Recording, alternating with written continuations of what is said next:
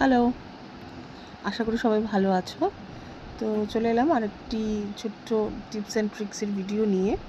তো আজ বানিয়ে নেব পেঁয়াজের বেরেস্তা।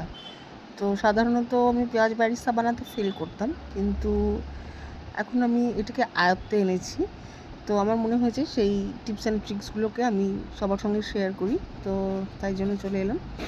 এটি রান্না করছি, সেখানে আমার পেঁয়াজ বেরেস্তা লাগবে। তো দেখো, একটা ছোটো ফ্রাই প্যানে আমি তেল নিয়েছি। ছোটো জায়গায় তেল নেওয়ার অর্থ হচ্ছে তেলটা অল্পতেই হয়ে যায়, আর বড় জায়গায় হলে অনেকটা তেল লাগে।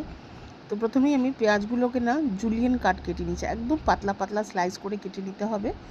আর এই যে দেখো, একদম অল্প পরিমাণে আমি পেঁয়াজ ভাজা করছি। তো এগুলো একবারে দেওয়া যাবে না। আগে যেটা আমি করতাম না, একবারে অনেকগুলো পেঁয়াজ দিয়ে দিতাম। তো আলটিমেটলি কী হতো, কিছু পেঁয়াজ কাঁচা থাকতো আর কিছু পেঁয়াজ ভাজা হয়ে যেত।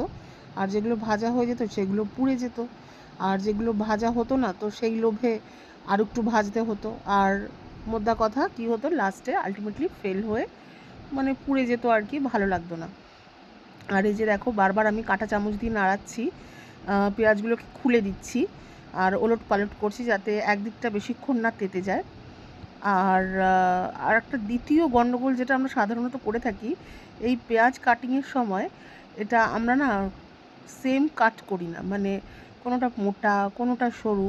এরকম হলে কি হয়, মোটাগুলো ডেফিনেটলি রান্না হতে বা কুক হতে টাইম লাগবে, আর পাতলাগুলো তাড়াতাড়ি কুক হয়ে যাবে।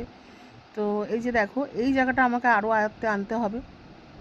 তো আমারও মোটা পাতলা হয়ে গেছে অনেক জায়গায়। তো এই যে দেখো, আমি অল্প অল্প করে ভাজছি। এর ফলে কি হচ্ছে, যেগুলো হয়ে যাচ্ছে বলে মনে হচ্ছে সেগুলো আমি উঠিয়ে নিতে পারছি। এই যে কিছু কিছু জায়গায় হয়ে যাচ্ছে, তো এগুলো আমি উঠিয়ে নিচ্ছি।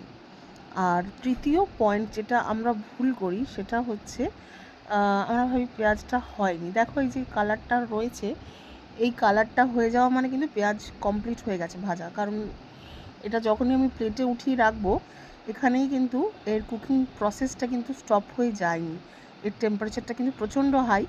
আমি যখন প্লেটের মধ্যে রাখবো, এটা আর একটু টাইম অবধি কুক হবে। তো সেই জন্য ওই গোল্ডেন ব্রাউন হওয়ার অপেক্ষায় থাকলে আলটিমেটলি আমরা ওই কালো কালো পেঁয়াজই পাবো আর কি। কারণ কুকিং তো হয়েই চলবে। তো এই জিনিসগুলোকে একটুখানি চেক করতে হবে। আর দেখো, আমি এতে কোনো কর্নস্টার্চ বা চিনি কিছু অ্যাড করিনি, কিন্তু খুব দারুণ রেজাল্ট হয়েছে। আর বেশি ব্রাউন করে তুললে কী হয়, জিনিসটা পুড়ে যায়, তেতো লাগে খেতে, আর যে রান্নাতে অ্যাড করবো সেই রান্নার স্বাদটাও বিগড়ে যায়। আমি আশা করছি এটা হেল্পফুল হবে।